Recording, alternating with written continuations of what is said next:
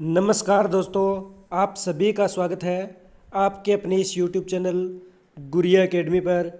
दोस्तों, आज दिनांक है 31 अगस्त 2022 और आज हम जानेंगे आज के करंट अफेयर के मोस्ट इम्पोर्टेंट क्वेश्चनों के बारे में। दोस्तों, करंट अफेयर के जो क्वेश्चन हैं ये सभी एग्जाम्स में पूछे जाते हैं, तो दोस्तों लास्ट तक वीडियो में बने रहना है। अगर आपको ये वीडियो अच्छी लगे तो लाइक करना है, कमेंट करना है और ज़्यादा से ज़्यादा इस वीडियो को अपने दोस्तों में शेयर करना है। तो चलिए आज के करंट अफेयर क्वेश्चनों की शुरुआत करते हैं आज के मोटिवेशनल कोड के साथ। तो आज का मोटिवेशनल कोड है, तकदीर के खेल से निराश नहीं होते, जिंदगी में ऐसे कभी उदास नहीं होते। तकदीर के खेल से निराश नहीं होते, जिंदगी में ऐसे कभी उदास नहीं होते। हाथों की लकीरों पर क्यों भरोसा करते हो, तकदीर उनकी भी होती है जिनके हाथ नहीं होते। तकदीर के खेल से निराश नहीं होते, जिंदगी में ऐसे कभी उदास नहीं होते। हाथों की लकीरों पर क्यों भरोसा करते हो, तकदीर उनकी भी होती है जिनके हाथ नहीं होते। तो दोस्तों ये है आज का मोटिवेशनल कोड।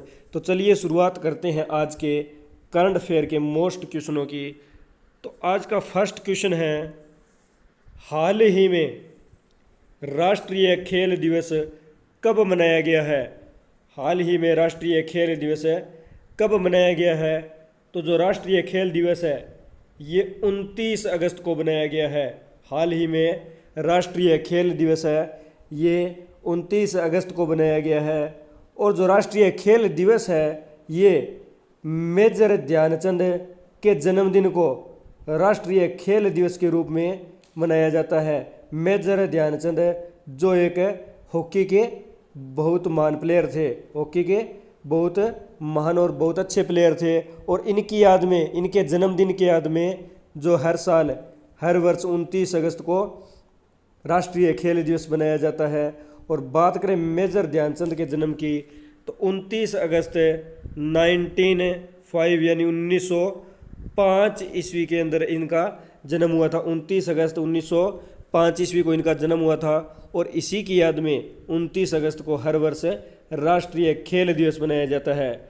और अब बात करते हैं अगस्त माह में जो इम्पोर्टेंट डेज बनाए गए थे उनके बारे में। तो 1 अगस्त को मुस्लिम महिला दिवस बनाया गया। 1 अगस्त को वर्ल्ड लंग कैंसर डे बनाया गया। 2 अगस्त को पिंगली वेंकैया की 146वीं जयंती बनाई गई।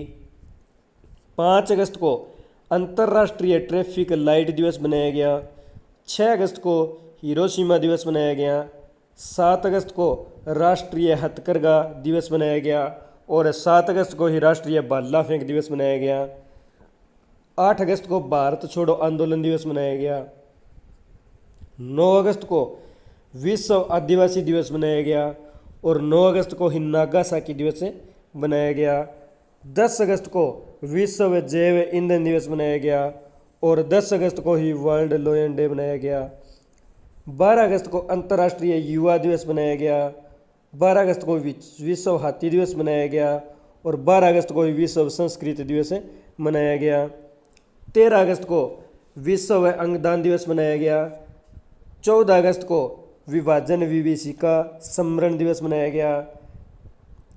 16 अगस्त को वेलिंगटन बैटल डे मनाया गया। 17 अगस्त को पारसी नववर्ष मनाया। और 17 अगस्त को इंडोनेशिया स्वतंत्रता दिवस मनाया गया। 19 अगस्त को विश्व मानवतावादी दिवस मनाया गया। और 19 अगस्त को विश्व फोटोग्राफी दिवस मनाया गया। 20 अगस्त को विश्व मच्छर दिवस मनाया गया। 21 अगस्त को विश्व वरिष्ठ नागरिक दिवस मनाया गया। और 21 अगस्त को ही आतंकवाद के पीड़ितों का अंतर्राष्ट्रीय स्मरण एवं श्रद्धांजलि दिवस मनाया गया। 23 अगस्त को दास व्यापार और उनके उन्मूलन के लिए सहसम्मेलन जो दिवस है और अंतर्राष्ट्रीय दिवस है ये मनाया गया। 24 अगस्त को विश्व गुजराती भाषा दिवस मनाया गया। और 26 अगस्त को अंतर्राष्ट्रीय डॉग दिवस मनाया गया। और 26 अगस्त को ही महिला समानता दिवस है ये मनाया गया। और हाल ही में 29 अगस्त को राष्ट्रीय खेल दिवस मनाया गया है। तो दोस्तों ये थे अगस्त माह में जो इम्पोर्टेंट डेज बनाए गए थे उनके बारे में। तो ये सब आपको याद रखना है। नेक्स्ट क्वेश्चन पे चलते हैं। हाल ही में यूरोपीय फुटबॉल महासंघ का सर्वश्रेष्ठ फुटबॉल खिलाड़ी ऑफ द ईयर 2022 का पुरस्कार किसने जीता है? हाल ही में यूरोपीय फुटबॉल महासंघ का सर्वश्रेष्ठ फुटबॉल खिलाड़ी ऑफ द ईयर 2022 का पुरस्कार किसने जीता है?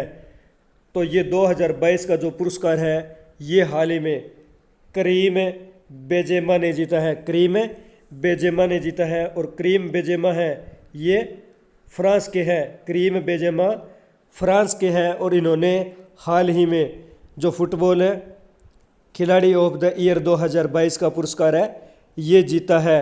और बात करें कि यूरोपीय फुटबॉल महासंघ ये कहाँ पर हुआ है, तो ये स्पेन के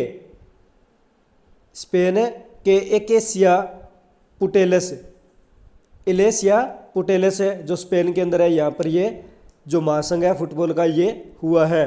नेक्स्ट क्वेश्चन पे चलते हैं। हाल ही में जूता और चमड़ा उत्पादन नीति 2022 लॉन्च करने वाला भारत का पहला राज्य कौन सा बना है? हाल ही में जूता और चमड़ा उत्पादन नीति 2022 लॉन्च करने वाला भारत का पहला राज्य कौन सा बना है? तो भारत का पहला राज्य हाल ही में तमिलनाडु है। ये जूता और चमड़ा उत्पादन नीति 2022 लॉन्च करने वाला पहला राज्य बना है, तो ये तमिलनाडु राज्य बना है। तो तमिलनाडु की कैपिटल है चेन्नई। प्रेजेंट टाइम में तमिलनाडु के सीएम है MK स्टालिन है और तमिलनाडु के प्रेजेंट टाइम में गवर्नर है RN रवि। तो तमिलनाडु को अगस्त जुलाई में अपना 5वां हाथी रिजर्व मिला है। नेक्स्ट है तमिलनाडु सरकार ने मुख्यमंत्री नाश्ता योजना शुरू की है। नेक्स्ट तमिलनाडु ने जिला जलवायु परिवर्तन मिशन की स्थापना की है। नेक्स्ट स्मार्ट सिटी फंड के उपयोग में तमिलनाडु शीर्ष पर रहा है। नेक्स्ट है तमिलनाडु सरकार ने ITI के अपग्रेड के लिए टाटा टेक्नोलॉजी के साथ समझौता किया है। नेक्स्ट है तमिलनाडु के मुख्यमंत्री ने NM एजुथम योजना शुरू की है। नेक्स्ट है तमिलनाडु ने तमिल थाई वस्तु को राजकीय गीत घोषित किया है। नेक्स्ट है आत्यापुरम त्यौहार तमिलनाडु में मनाया जाता है। चलीकूट का आयोजन तमिलनाडु में किया गया है और मछली उत्पादन के अंतर्गत तमिलनाडु शीर्ष पर रहा है। और तमिलनाडु के सत्यमंगलम टाइगर रिजर्व को TX2 अवार्ड मिला है। तो ये थी तमिलनाडु के बारे में मुख्य जानकारी। नेक्स्ट क्वेश्चन पे चलते हैं। हाल ही में फार्मूला 1 बेल्जियम ग्रैंड प्रिक्स किसने जीता है? हाल ही में फार्मूला 1 बेल्जियम ग्रैंड प्रिक्स किसने जीता है? तो हाल ही में जो फार्मूला 1 बेल्जियम ग्रैंड प्रिक्स है ये मैक्स वर्स्टपन ने ये जीता है। तो मैक्स वर्स्टपन ने फार्मूला 1 बेल्जियम ग्रैंड प्रिक्स है ये हाल ही में जीता है। तो हाल ही में सेबेस्टियन बेटल ने फार्मूला 1 से संन्यास की घोषणा की है। नेक्स्ट है 2022 फ्रेंच ग्रांड प्रिक्स का खिताब मैक्स वर्स्टपन ने जीता है। नेक्स्ट है ब्रिटिश फर्स्ट ग्रांड प्रिक्स है ये कार्लोस सेंज ने जीता है। नेक्स्ट है F1 2022 यानी formula first 2022 Monaco grand prix है ये सर्जियो पेरेंज ने जीता है।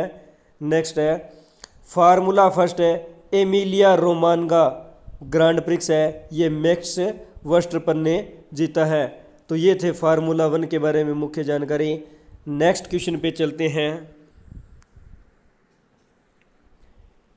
हाल ही में सेबी के पूर्वकालीन सदस्य के रूप में किसे चुना गया है? हाल ही में सेबी के पूर्वकालीन सदस्य के रूप में किसे चुना गया है? तो सेबी के पूर्वकालीन सदस्य के रूप में हाल ही में A.N. गोपाल कृष्णन यानी अनंत नारायण गोपाल कृष्णन को सेबी के पूर्वकालीन सदस्य के रूप में चुना गया है। तो सेबी यानी SEBI इसकी फुल फॉर्म है security and exchange board of India, security and exchange board of India. और बात करें इसकी स्थापना की तो इसकी स्थापना 1992 1992 ईस्वी के अंदर इसकी स्थापना हुई थी। मुख्यालय मुंबई में स्थित है और इनके गवर्नर यानी गवर्नर की बात करें, चेयरमैन की बात करें इनके तो SEBI के चेयरमैन है माधवीपुरी उच्च ये चेयरमैन है। नेक्स्ट क्वेश्चन पे चलते हैं। हाल ही में गृह मंत्री अमित शाह ने कहाँ राष्ट्रीय फोरेंसिक विज्ञान विश्वविद्यालय के पहले दीक्षांत समारोह में भाग लिया है? हाल ही में गृह मंत्री अमित शाह ने कहाँ राष्ट्रीय फोरेंसिक विज्ञान विश्वविद्यालय के पहले दीक्षांत समारोह में भाग लिया है?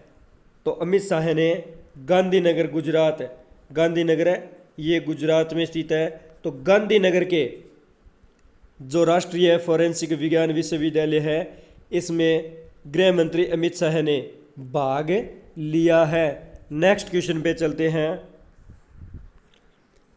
हाल ही में अंतर्राष्ट्रीय क्रिकेट में सबसे तेज सफल गेंदबाज कौन बने हैं? हाल ही में अंतर्राष्ट्रीय क्रिकेट में सबसे तेज सफल गेंदबाज कौन बने हैं? तो हाल ही में जो जेम्स एंडरसन है ये इंग्लैंड के बॉलर है और ये हाल ही में अंतर्राष्ट्रीय क्रिकेट में सबसे तेज सफल गेंदबाज बने हैं। और ये सबसे तेज सफल गेंदबाज हैं, ये 950 विकेट लेकर पहली रैंक पर बने हुए हैं। नेक्स्ट क्वेश्चन पे चलते हैं। हाल ही में भारत और अमेरिका के बीच संयुक्त अभ्यास वज्र प्रहार कहाँ संपन्न हुआ है? हाल ही में भारत और अमेरिका के बीच संयुक्त अभ्यास वज्र प्रहार कहाँ संपन्न हुआ था? तो जो वज्र प्रहार अभ्यास है ये हिमाचल प्रदेश के अंदर संपन्न हुआ है, हिमाचल प्रदेश में संपन्न हुआ है। और ये इसका वज्र प्रहार का 13वां संस्करण था, वज्र प्रहार का 13वां संस्करण था। और बात करें कि भारत और अमेरिका के बीच कौन सी डिफेंस एक्सरसाइज होती है? तो इनके बीच टाइगर ट्रंप है, वज्र प्रहार है, कोप इंडिया और युद्ध अभ्यास है। ये 4 जो है डिफेंस एक्सरसाइज है ये भारत व अमेरिका के मध्य होती है। नेक्स्ट क्वेश्चन पे चलते हैं। हाल ही में भारत ओलंपिक संघ के अंतरिम अध्यक्ष के रूप में किसने पदभार संभाला है? हाल ही में जो भारतीय ओलंपिक संघ के अंतरिम अध्यक्ष के रूप में किसने पदभार संभाला है? तो अंतरिम अध्यक्ष के रूप में भारतीय ओलंपिक के अंतरिम अध्यक्ष के रूप में आदिल सुमरीवाला ने यह पदभार संभाला है। तो आदिल सुमरीवाला भारतीय ओलंपिक संघ के अंतरिम अध्यक्ष के रूप में इन्होंने पदभार संभाला है। और बात करें भारतीय ओलंपिक संघ की तो इसकी स्थापना 1997 ईस्वी को इसकी स्थापना हुई थी। मुख्यालय नई दिल्ली में स्थित है। नेक्स्ट क्वेश्चन पे चलते हैं। हाल ही में भारतीय जूडो खिलाड़ी लिनथाई चनबम ने कैडेट विश्व चैंपियनशिप का कौन सा पदक जीता है? हाल ही में भारतीय जूडो खिलाड़ी लिनथाई चनबम ने कैडेट विश्व चैंपियनशिप के अंदर कौन सा पदक जीता है? तो लिनथाई चनबम ने स्वर्ण पदक जीता है। लिनथाई चनबम ने जो कैडेट विश्व चैंपियनशिप है इसके अंतर्गत स्वर्ण पदक जीता है। और बात करें इन्होंने जो स्वर्ण पदक जीता है ये 57 केजी भार वर्ग के अंदर इन्होंने स्वर्ण पदक जीता है। नेक्स्ट क्वेश्चन पे चलते हैं। हाल ही में किस राज्य को 100 साल के बाद दूसरा रेलवे स्टेशन मिला है? हाल ही में किस राज्य को 100 वर्ष के बाद दूसरा रेलवे स्टेशन मिला है? तो ये मिला है नागालैंड राज्य को। 100 वर्ष के बाद जो नागालैंड राज्य है इसे दूसरा रेलवे स्टेशन मिला है। और नागालैंड तो पहला जो स्टेशन है, पहला रेलवे स्टेशन है ये दीमापुर में मिला था, दीमापुर में मिला था, और ये 1903 ईस्वी को मिला था। पहला रेलवे स्टेशन है दीमापुर में 1903 ईस्वी को मिला था। और अभी जो 100 साल के बाद जो रेलवे स्टेशन है ये 2022 में अभी मिला है। तो नागालैंड की कैपिटल है कोहिमा। प्रेजेंट टाइम में नागालैंड के सीएम है नेफ्यू रियो, और नागालैंड के गवर्नर है जगदीश मुखी। नेक्स्ट क्वेश्चन पे चलते हैं। हाल ही में T20 में सबसे ज़्यादा रन बनाने वाले भारतीय खिलाड़ी कौन बने हैं? हाल ही में T20 के अंदर सबसे ज़्यादा रन बनाने वाले भारतीय खिलाड़ी कौन बने हैं? तो ये बने हैं रोहित शर्मा। रोहित शर्मा T20 के अंदर सबसे ज़्यादा रन बनाने वाले भारतीय खिलाड़ी बने हैं, और इन्होंने T20 में 3,499 रन बनाए हैं, और 3,499 रन बनाकर ये पहले स्थान पर हैं। नेक्स्ट क्वेश्चन पे चलते हैं। हाल ही में किस देश ने 2 रेलवे परियोजनाओं के लिए भारत के साथ एक अनुबंध पर हस्ताक्षर किए हैं? हाल ही में किस देश ने 2 रेलवे परियोजनाओं के लिए भारत के साथ एक अनुबंध पर हस्ताक्षर किए हैं? तो 2 रेलवे परियोजनाओं के लिए जो बांग्लादेश है, बांग्लादेश ने भारत के एक अनुबंध पर हस्ताक्षर किए हैं, भारत के अनुबंध पर हस्ताक्षर किए हैं। और बात करें रेलवे के अंतर्गत है, तो रेलवे में दोस्तों 2 गेज होते हैं। रेलवे में 2 गेज होते हैं, एक होता है मीटर गेज और दूसरा ब्रॉन्ज गेज होता है। और बात करें मीटर गेज की, तो मीटर गेज ये पटरी के बीच की दूरी इसके अंतर्गत 1 मीटर की होती है। मीटर गेज में जो पटरी है इनके मध्य दूरी 1 मीटर की होती है, और जो ब्रॉन्ज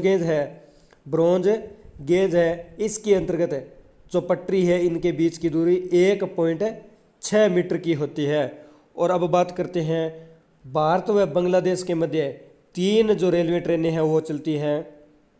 पहली है मिताली एक्सप्रेस, दूसरी मैत्री एक्सप्रेस और तीसरी है बंधन एक्सप्रेस।